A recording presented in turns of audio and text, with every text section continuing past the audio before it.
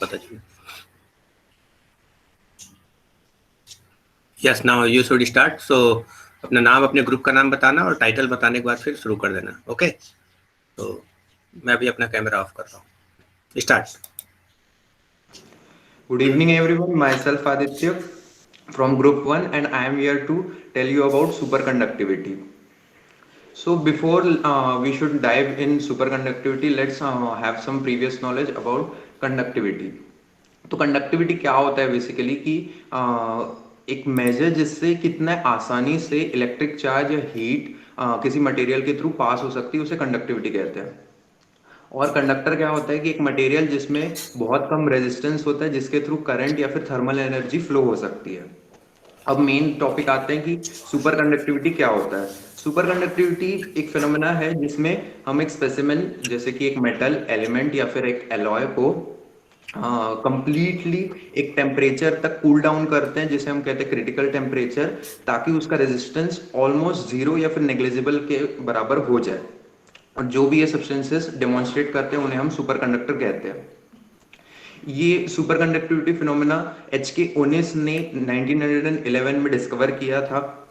और इसके डिस्कवरी के बाद उन्होंने ये पाया कि जब भी कोई सब्सटेंस अगर सुपर कंडक्टिविटी स्टेट पे पहुंच जाता है तो उसकी रेजिस्टेंस ऑलमोस्ट जीरो बन जाती है और करंट उसके अंदर जो फ्लो होता है वो इन्फिनाइट हो जाता है।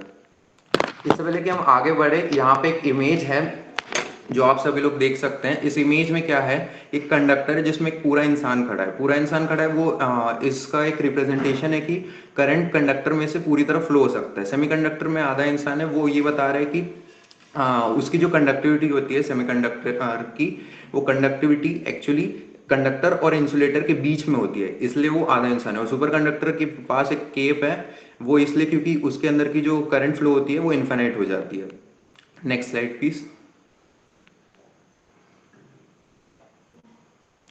अब जब सुपर कंडक्टर डिस्कवर हुए तो उन पर बहुत सारी रिसर्च वगैरह हुई और उनको अलग अलग कैटेगरीज उनके डिस्कवर करने के लिए सुपर कंडक्टर्स को एक्सटर्नल मैग्नेटिक फील्ड के अंदर रखा गया। उनके बेसिस पर दो सुपर कंडक्टर्स पाए गए, एक था टाइप 1 या फिर सॉफ्ट सुपर कंडक्टर्स और दूसरा था टाइप 2 या फिर हार्ड सुपर कंडक्टर्स। टाइप 1 जो सुपर कंडक्टर्स होते हैं उनमें होता यह है कि जब उन्हें एक्सटर्नल मैग्नेटिक फील्ड में रखा जाता है और एक पॉइंट आने पर, मतलब मैग्नेटिक फील्ड की इंटेंसिटी एक पॉइंट पर आ जाती है जिसको हम कह सकते हैं critical magnetic field point HC, उस तक वो बस अपने सुपर कंडक्टिविटी की प्रॉपर्टीज दिखाते हैं और उसके बाद फिर वो लूज कर जाते हैं और अपने नॉर्मल स्टेट में आ जाते हैं। जबकि टाइप 2 में होता ये है कि दो क्रिटिकल मैग्नेटिक फील्ड के पॉइंट्स होते हैं, जिसमें एक में क्या होता है जहां पे है ना सुपर कंडक्टिविटी मेंटेन रहती है और दूसरे के बाद वो सुपर कंडक्टिविटी पूरी तरह हट जाती है। जो बीच का रीजन है, जो एक्चुअली यहाँ पे लाइट ब्लू कलर से आपको दिख पा रहा है, उसमें रहता ये कि सुपर कंडक्टिविटी की भी प्रॉपर्टीज रहती है और थोड़ी बहुत जो नॉर्मल कंडक्टिंग प्रॉपर्टीज होती है वो भी शो होती है। अब ये सवाल आता है कि सॉफ्ट सुपर कंडक्टर ही क्यों। सॉफ्ट सुपर कंडक्टर इसलिए क्योंकि ये सारे जितने भी टाइप 1 के सुपर कंडक्टर्स पाए जाते हैं वो मोस्टली एलिमेंटल्स ही रहते हैं, जैसे कि HCG हो गया, SN हो गया, एक्सेट्रा। और टाइप 2 हार्ड इसलिए कहे जाते हैं क्योंकि ये मोस्टली मेटल्स के अलॉय होते हैं, जैसे NBSN का हो गया, NBTI का हो गया, एक्सेट्रा। और अभी further details about critical temperature क्या होता है, टेम्परेचर की डिपेंडेंसी क्या है रेजिस्टिविटी और इसके सुपर कंडक्टर्स के साथ, इसके लिए मैं एलन को हैंड ओवर करना चाहूँगा। Thank you. Thank you, Aditya. Now, in this slide, we can see that there is a graph that is being given between temperature and resistance. In this graph, we have three materials in which one is a metal with impurities, second is a pure metal, and third is a superconductor.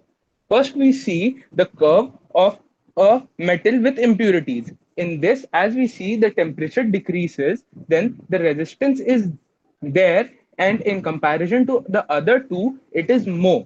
Now, we see the pure metal, it is lesser than the semiconductor, than the metal with impurities, but still it is more than the superconductors.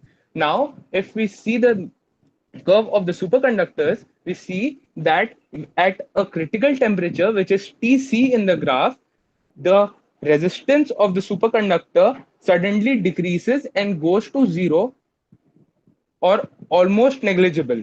Now, next slide, please. Now, talking about the temperature dependence of superconductors. When the temperature of materials are decreased, the free electrons stop colliding with the positive ions and thus often zero resistance. The temperature the temperature at which the resistance falls to zero is called critical temperature. High temperature, high magnetic field, and high current density will loosen the property of superconductivity of a material. When an electric current is passed through a conductor, some energy is lost in the form of heat. The amount of energy loss varies depending on the resistance of the material. Now, in this photo, on the right side of the screen, we can see that there is a thing written voltage divided by current. Resistance is futile because when we divide voltage by current, we get resistance, and it is very, very futile for conductors. But in the case of superconductors, resistance has no play. So that is why this is totally oftenly happening. So that is what this photo is showing. Now I want to tell you all about high temperature superconductors. High temperature superconductors are the superconductors that usually vary at a temperature range of 77 Kelvin or above. These superconductors are special because they are higher in temperature as compared to normal olden day superconductors such as mercury having a superconducting range of 4.2 Kelvin. Now I want to tell you all about the advantages and disadvantages of superconductors. As we know that superconductors have a lot of advantages, and these advantages are superconducting power system occupies less real estate and is buried in the ground, quite different from the present day grid lines. Also, it is used in improving wideband telecommunication. And last but not the least, it aids in medical diagnosis. All said and done, there are also some major disadvantages for superconductors also. But the main disadvantage of it is that it takes a lot of money and a lot of time to make a superconductor, and it takes a lot of money also in maintaining the low temperatures of a superconductor. Next slide, please. Now I want to tell everyone about some applications of a superconductor. Applications like magnetic resonance imaging, MRI, and nuclear magnetic resonance, NMR, also particle accelerators and magnetic fusion devices, HTS-based systems, electrical power transmission, magnesium diode, and trapped field magnets are also applications of superconductors. Also, we can see there are two photos over here. In one, we can see a cut scene of an MRI scanner, and the second, we can see a bullet train in which both superconductors are used. Now, I would like Abhijit to tell us about some acknowledgement. Thanks, sir, for your support, guidance, and blessings. Thank you for listening us patiently. Thank you. Thank you. Thank you. So done. Sir हो गया खत्म. So you should also mention the names who were involving in this presentation.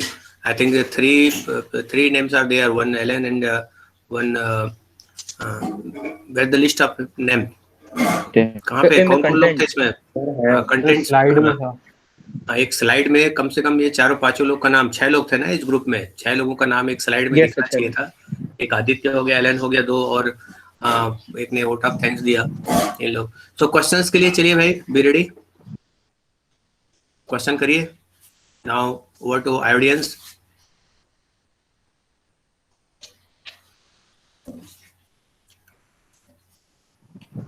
Slides में नाम. किसी को कोई question नहीं करना है, आपस में फिक्स कर लिया. हम सोचे थे आप बोलेंगे. नहीं, क्वेश्चन तो ऑडियंस से होनी चाहिए. आई एम जस्ट, मैं तो सिर्फ विजिटर हूँ, ये देखने के लिए आया कि तुम लोग आपस में कैसे करते हो. हाँ, अरिहंत कुछ कह रहा है, बोलो अरिहंत. हम यही सोचे थे कि क्वेश्चन आप करेंगे तो हम लोग ऐसा कुछ प्रिपेयर नहीं करे क्वेश्चन का. नहीं, क्वेश्चन का क्या है भाई, उसमें प्रिपेयर करें वो तो सुनने के बाद पता चलता है कि भाई क्या कैसे है. एनीवे, सो सबसे पहला सुपर कंडक्टिंग मटेरियल्स कौन सा था? फर्स्ट डिस्कवरी इन सुपर कंडक्टिंग कौन से मटेरियल पे डिस्कवर हुआ पहला? Sir, it was mercury. It was mercury. Temperature 4.2 kelvins. 4.3 degree Kelvin. Very good. हाँ, 4.2. Don't say degree. केल्विन को डिग्री में नहीं माना पड़ना पा जाता है. It's just kelvin. ओके. सो यहाँ पर जो फेनोमेना अभी तक हम लोगों ने मेटल के लिए पढ़ा है, रेजिस्टिविटी किस तरह से टेम्परेचर के साथ वेरी होता है, ये तुम लोग 12th क्लास में पढ़े होगे, है ना.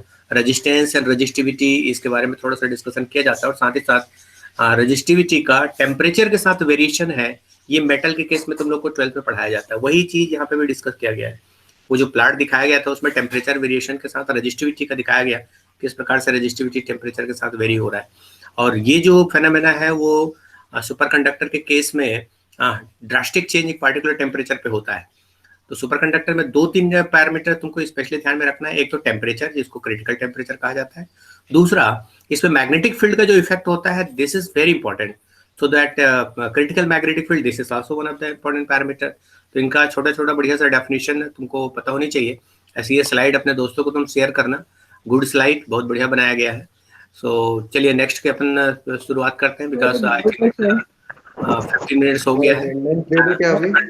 हाँ, एक अटेंडेंस, हाँ तुरंत अटेंडेंस दे दीजिए. सर डाउट, सर एक डाउट है सर मेरे को. हाँ बोलो.